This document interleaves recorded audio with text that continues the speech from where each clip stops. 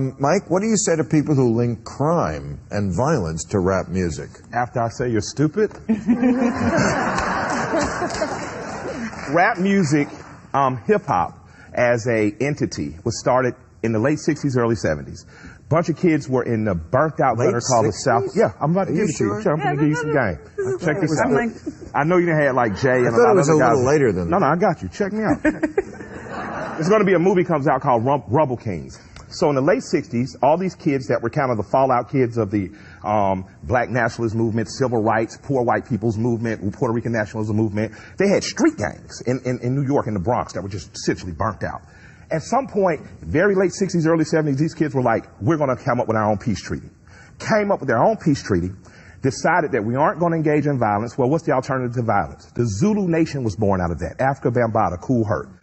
Google these. I'm telling you, it's way bigger than any of the rappers you think now, and the story's way bigger. Kids, they were children, got together in the park, stole public electricity, which I strongly support, and decided to do park jams as an alternative to violence. So hip-hop is not rap. Hip-hop is the thing that houses rap, graffiti, breakdancing, and DJing and entrepreneurship. And what it did...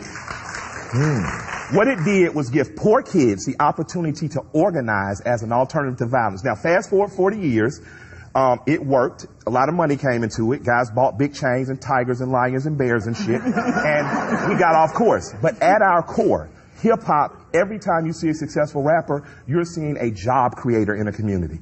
Jay-Z has provided hundreds of jobs and created dozens of millionaires, and has changed the economy in places that it wouldn't have been. Outkast in Atlanta personally changed the economy in the last 20 years. So I would say that people who say hip-hop is violence, I would say let's start with the real violence starters. Let's start with the three major Abrahamic religions, and let's do away with their books.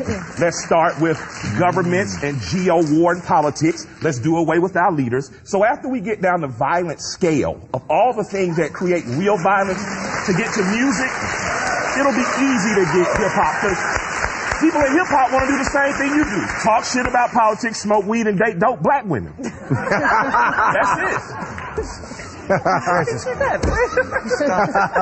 the Google, Mike. But Mike, wasn't Rapper's Delight in 1979 well, that's the first rap record? I thought it was Carla Thomas and Otis. Yeah, 79 was Rapper's Delight. But hip-hop's birthday is November the 12th, 72 or 73. The official birthday. It's older than me. I remember the birthday because it's my daughter's birthday. Hey, Anaya.